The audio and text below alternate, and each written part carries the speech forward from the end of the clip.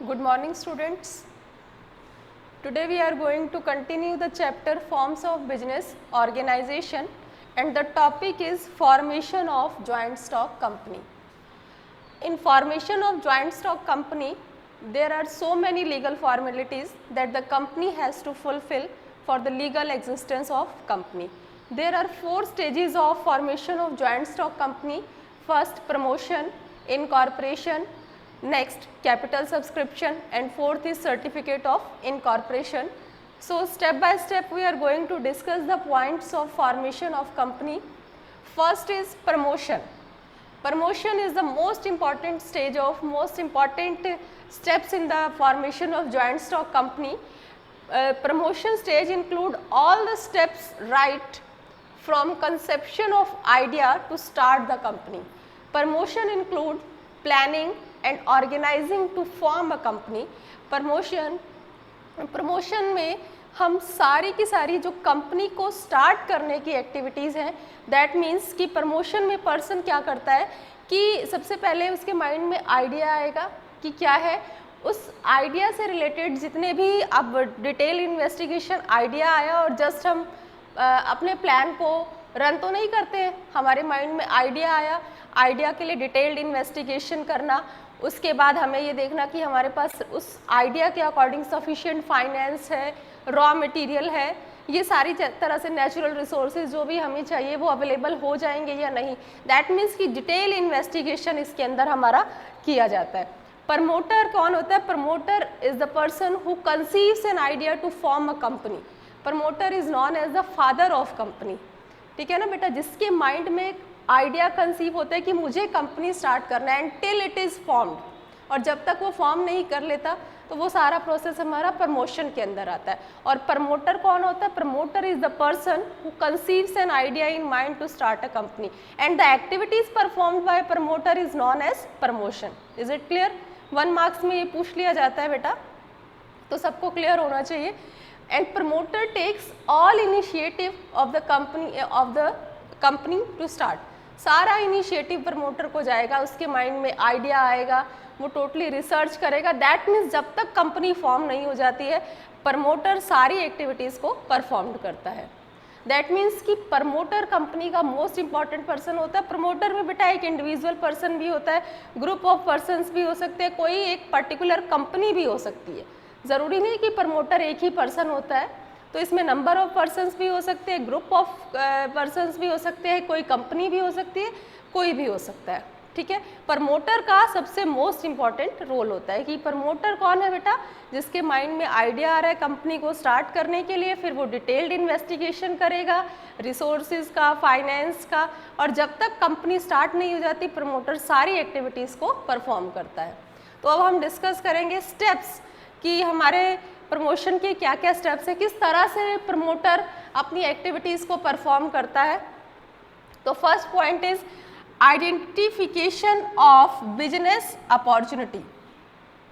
अभी हमने डिस्कस किया कि प्रमोटर को क्या करना है कि माइंड में आइडिया आता है. तो आइडिया कैसे आएगा? सबसे पहले वो देखेगा कि उसके बिजनेस की क्या क्या अपॉर्चुनिटीज़ है.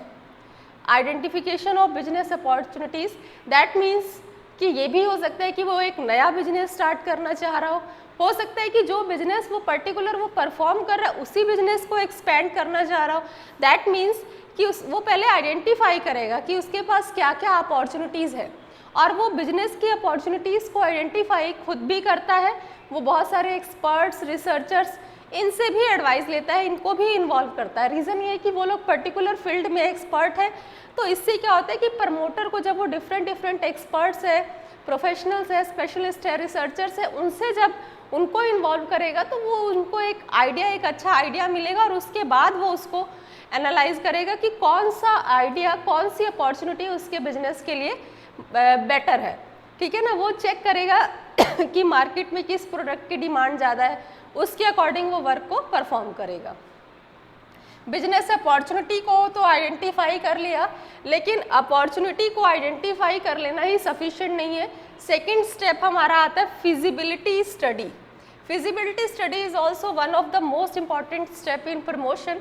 Feasibility study means to feasible that means to detailed investigation, detail study of the idea. Idea आ जाने से जस्ट ये नहीं कि हमारी कंपनी स्टार्ट हो जाएगी, हमें उसको पूरी तरह से डिटेल एनालिसिस करना है कि जो आइडिया हमारे माइंड में आया है कि is it suitable for our business, suitable for me, क्योंकि हमें सिर्फ आइडिया आना ही इनफ नहीं है, ये देखना कि उसकी सूटेबिलिटी, उसमें बहुत सारी चीज़ों को हमें स्टडी करना पड़ता है, क्योंकि जो आइडिया आया है उसके लिए sufficient finance, sufficient raw material, sufficient resources, ये सारी चीज़ों को भी तो हमें एनालाइज करना है। तो फिजिबिलिटी स्टडी में बेटा हम 3 टाइप्स की स्टडी को करते हैं। First is technical feasibility, second is financial feasibility and third one is economic feasibility. तो first is technical feasibility. Technical feasibility में बेटा जो आइडिया हमारे माइंड में आया है, क्या वो टेक्निकली फिजिबल है, टेक्निकली पॉसिबल है या नहीं है। हमने सोच तो लिया कि हमें पर्टिकुलर फील्ड में बिजनेस को स्टार्ट करना है, बट क्या वो टेक्निकली पॉसिबल है। फॉर एग्जांपल उसके लिए सफिशिएंट रॉ मटेरियल, रिसोर्सेज, और हमें रॉ मटेरियल कहीं और से इंपोर्ट करना है, ये सारी चीज़ें हमें अवेलेबल हो पाएंगी या नहीं हो पाएंगी। तो दैट मीन्स कि पहले हम ये देखेंगे कि जो मेरा आइडिया है क्या वो टेक्निकली पॉसिबल है या नहीं है, तो हमें उसको पहले टेक्निकली स्टडी करना है। Second one is financial feasibility. Financial is the most important concept, most important resource of the business, क्योंकि बिना फाइनेंस के हम कुछ भी नहीं कर सकते। तो हम क्या चेक करेंगे कि फाइनेंशियल फिजिबिलिटी, क्या जो हम बिजनेस स्टार्ट करने की सोच रहे हैं उसके लिए मेरे पास सफिशिएंट फाइनेंस है या नहीं है।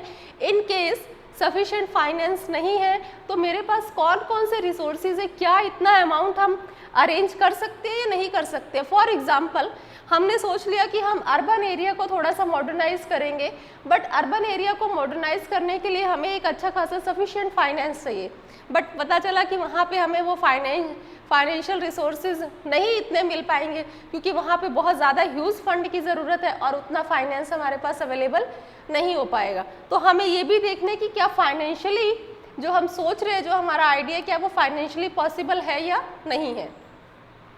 Third one is economic feasibility.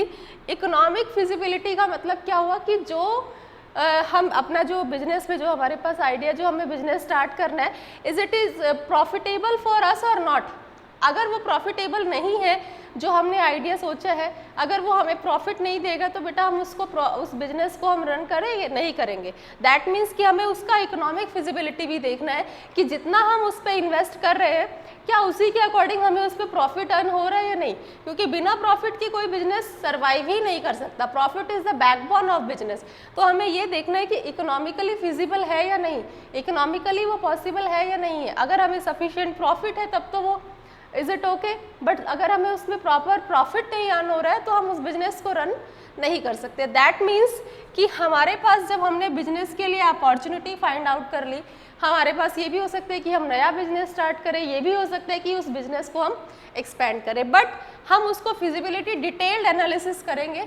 Detailed analysis में हम टेक्निकली पॉसिबल है या नहीं, फाइनेंशियली पॉसिबल है या नहीं, थर्ड वन इज इकोनॉमिकली। ठीक है ना, ये तीनों मेन कंसेप्ट है। अगर ये सही है तो हम जो आइडिया सोचा है उस आइडिया को प्रैक्टिकल शेप देंगे। उसके बाद अगर नहीं पॉसिबल है तो फिर हम उसको कैसे कर सकते हैं, नहीं पॉसिबल है तो उसके बाद name approval. Name approval most important.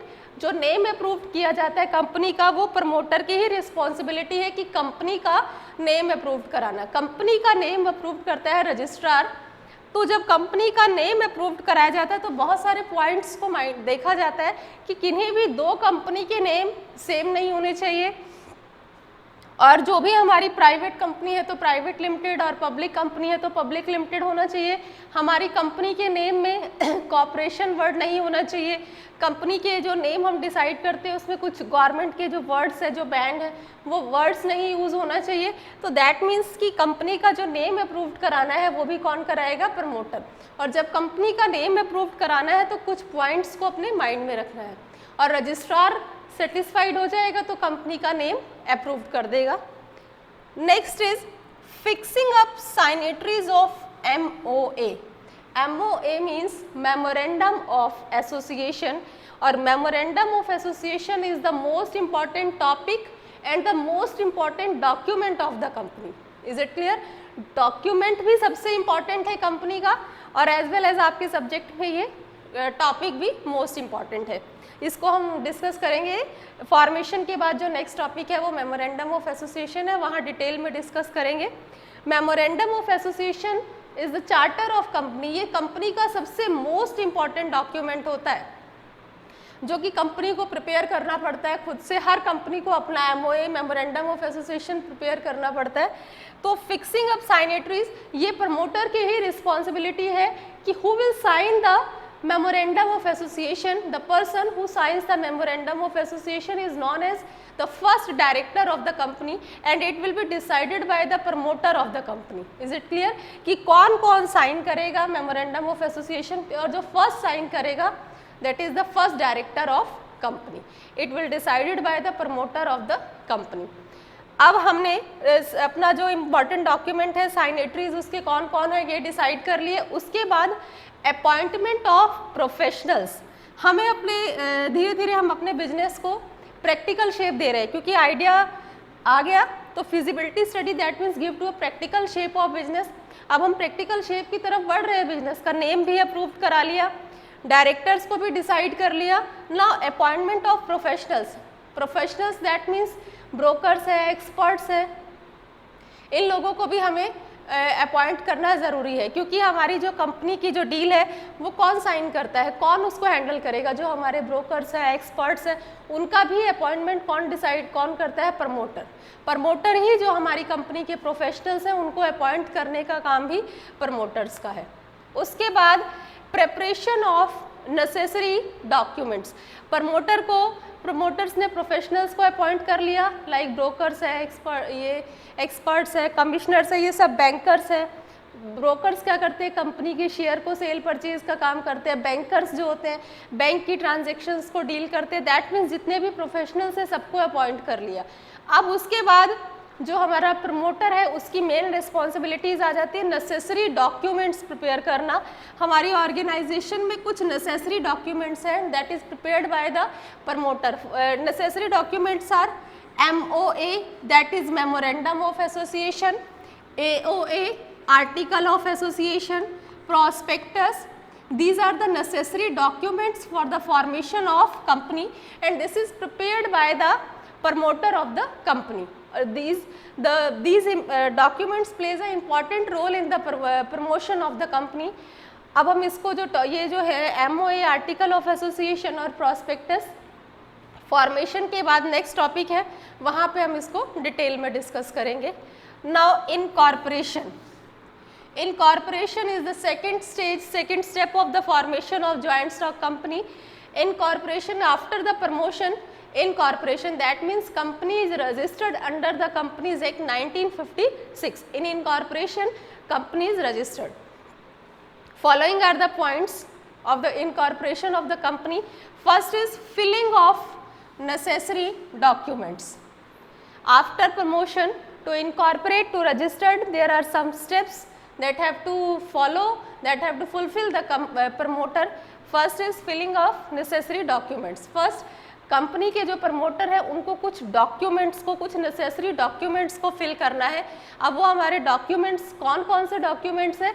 अब इसमें सबसे पहले हमें क्या करना है? लिस्ट ऑफ डायरेक्टर्स का जो लिस्ट है वो उसको करना है। Written consent of directors, legal formalities, ये जितने भी हमारे नेसेसरी डॉक्यूमेंट्स हैं उन सारे डॉक्यूमेंट्स को हमें जो भी रजिस्ट्रार डिमांड करेगा, जिन भी नेसेसरी डॉक्यूमेंट्स की लिस्ट ऑफ डायरेक्टर है, उनका रिटर्न कंसेंट है, लीगल फॉर्मेलिटीज़ है, statutory declaration that all the information is filled in true, that means जो भी हमारे डॉक्यूमेंट्स हैं वो सारे फिल किए जाएंगे। उन डॉक्यूमेंट्स को फिल करने के बाद प्रमोटर क्या करेगा? कंपनी के रजिस्ट्रार के पास सबमिट करेगा। पेमेंट ऑफ फीस, ये जितने भी नेसेसरी डॉक्यूमेंट्स हैं, ये डॉक्यूमेंट्स के साथ साथ एक पर्टिकुलर फीस होता है कंपनी को रजिस्टर्ड कराने के लिए, वो फीस को भी सबमिट करेगा प्रमोटर साथ में। डॉक्यूमेंट्स प्लस जो भी उनकी रिक्वायर्ड फीस होगी, जो भी वो फीस को सबमिट करेगा डॉक्यूमेंट के साथ। रजिस्ट्रेशन, अब रजिस्ट्रार के पास डॉक्यूमेंट प्लस फीस पहुंच गई है, कंपनी का जो वहाँ जो रजिस्ट्रार है वो रजिस्ट्रार वेरीफाई करेगा सारे डॉक्यूमेंट्स को कि जितने भी डॉक्यूमेंट्स है जो डिटेल है वो सारी ट्रू है, प्लस डॉक्यूमेंट्स के साथ साथ वो फीस को भी चेक करेगा कि जो भी रिक्वायर्ड फीस है वो सबमिट है, और वो जब सारी चीज़ों से सेटिस्फाइड हो जाएगा तो फाइनली कंपनी को रजिस्टर्ड कर देगा। दैट मीन्स कि रजिस्ट्रार के ऑफिस में कंपनी का नेम रजिस्टर्ड हो जाएगा, और जैसे ही कंपनी का नेम रजिस्टर्ड होगा तो कंपनी को क्या होगा, लीगली एग्जिस्टेंस स्टार्ट हो जाएगा। उसके बाद लास्ट आता है certificate of incorporation.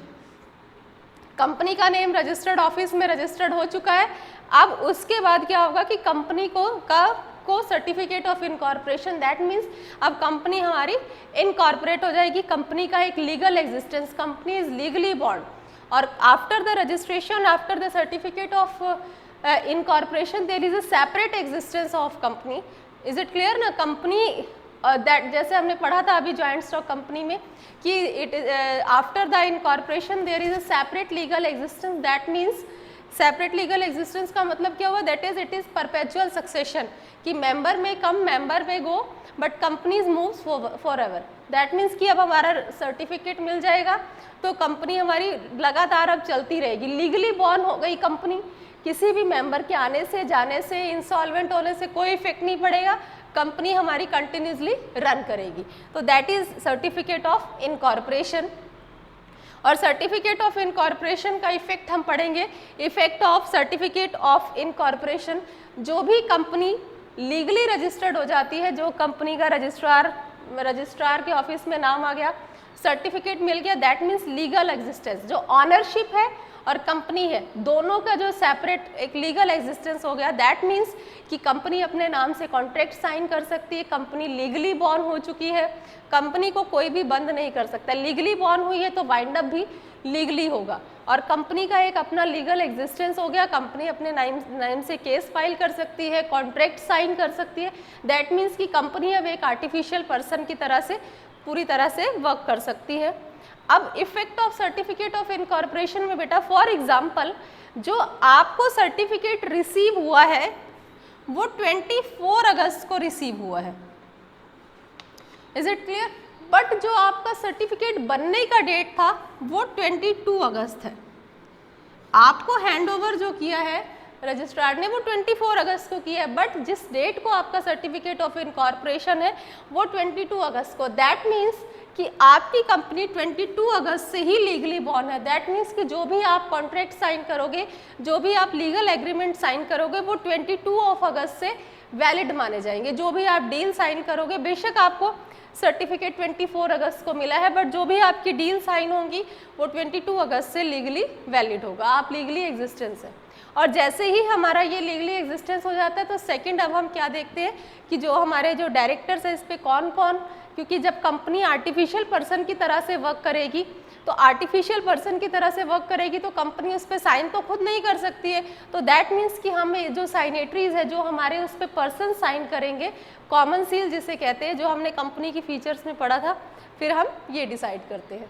That means कि सर्टिफिकेट ऑफ इनकॉर्पोरेशन के बाद कंपनी का एक अपना सेपरेट लीगल एग्जिस्टेंस क्रिएट हो जाता है। तो these are the 2 points of the formation of company, promotion and incorporation.